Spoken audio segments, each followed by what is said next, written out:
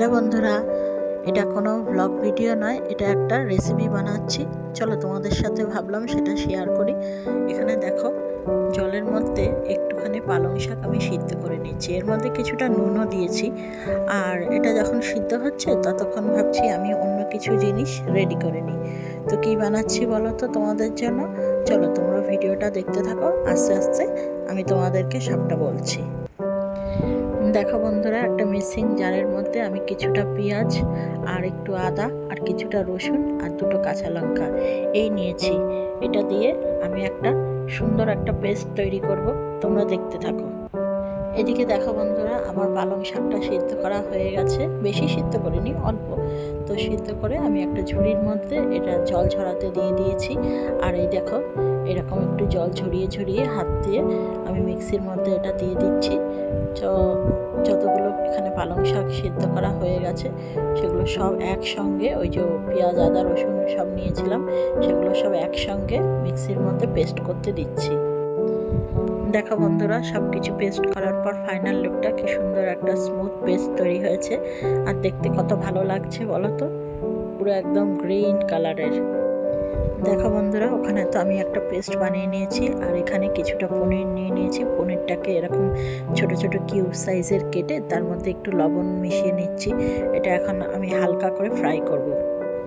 পনিরটাকে fry করবার জন্য আমি এখানে দেখো কড়াইয়ের মধ্যে তেলও নিয়ে নিয়েছি আর তেলটা গরমও হয়ে গেছে। চলো এখন পনিরগুলো কড়াইয়ের মধ্যে দিয়ে দিই। তো এটা কড়াইয়ের মধ্যে এখন দিয়ে আমি এখন এটা হালকা করে একটুখানি ভেজে নেব। চলো এটা এখন ভেজে নেওয়া যাক, যতক্ষণ একটু ব্রাউন কালার না আসছে। চলো এটা এখন দেখো আমার প্রায় ভাজা হয়ে গেছে। দেখো বন্ধুরা, আমার পনিরটা ভাজা হওয়ার পর আমি এরকম তুলে নিয়েছি। পনিরটাকে তুলে নিয়ে এখন আমি তেলের মধ্যে এই যে পেস্টটা বানিয়ে রেখেছি, এই পেস্টটা এখন আমি তেলের মধ্যে একটুখানি কষিয়ে নেব। তো চলো, তেল তো রয়েছেই, দেখতেই পাচ্ছ, আগে থেকেই ছিল পনির যে ভেজেছিলাম সেই তেলটা। আর এখন আমি এই পেস্টটা এর মধ্যে তেলের মধ্যে দিয়ে আমি কিছুটা নাড়িয়ে নিচ্ছি। এটা যতক্ষণ পালং শাকের যে একটা গন্ধ থাকে না, সেই গন্ধটা না যাচ্ছে ততক্ষণ আমি এটাকে নাড়িয়ে নেব। তো দেখতেই পাচ্ছ, এটা যখন আমি কষাচ্ছি তার মধ্যে একটুখানি লবণ মিশিয়ে নিচ্ছি, তো যাতে ওই গন্ধটা পুরো চলে যায়। তো চলো, এটা যতক্ষণ না মজবে ততক্ষণ আমি এটাকে নাড়াতেই থাকবো। আর এর মধ্যে কিন্তু ওই পেস্টটাও দেওয়া রয়েছে, ওই পেঁয়াজ আদা রসুনের পেস্টটা। চলো, এখন আমার মনে হয় কষানো হয়ে গেছে। তো এখন আমি একটুখানি মশলা দিয়ে দিচ্ছি, এর মধ্যে একটু হলুদ গুঁড়ো দিয়ে দিচ্ছি। আর এখন একটু জিরে ধনে গুঁড়োটাও দিয়ে দিচ্ছি। দিয়ে এটা আর একটু কষিয়ে নেব। এটা যতক্ষণ না একটা জলটা শুকিয়ে যাবে ততক্ষণ আমরা এটাকে কষিয়েই যাব। চলো এখন দেখো, এই যে মিক্সির মধ্যে যে পেস্টটা করেছিলাম ওইটাকেই এখন আমি একটুখানি জল দিয়ে ধুয়ে মিক্সিটা একটু দিয়ে দিচ্ছি।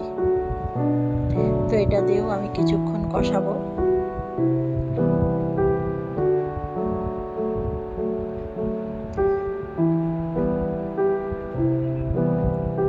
এবার দেখো, এই যে ভাজা পনিরগুলো ছিল এটা আমি এখন এই কষানো হয়ে গেছে, এখন আমি এর মধ্যে দিয়ে আর একটু শুকিয়ে নেব।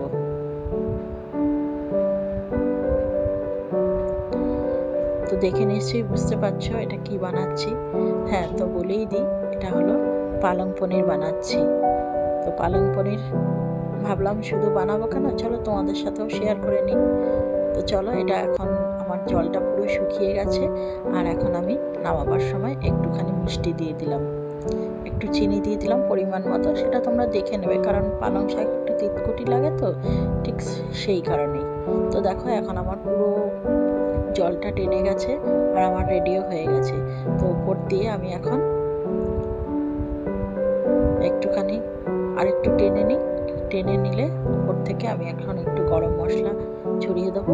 ব্যাস, তাহলেই আমার রেডি হলো পালং পনির।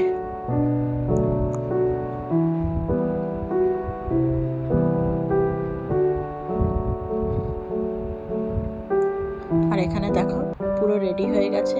শুধু নামাবার সময় আমি একটু বাটার দিয়ে দিলাম।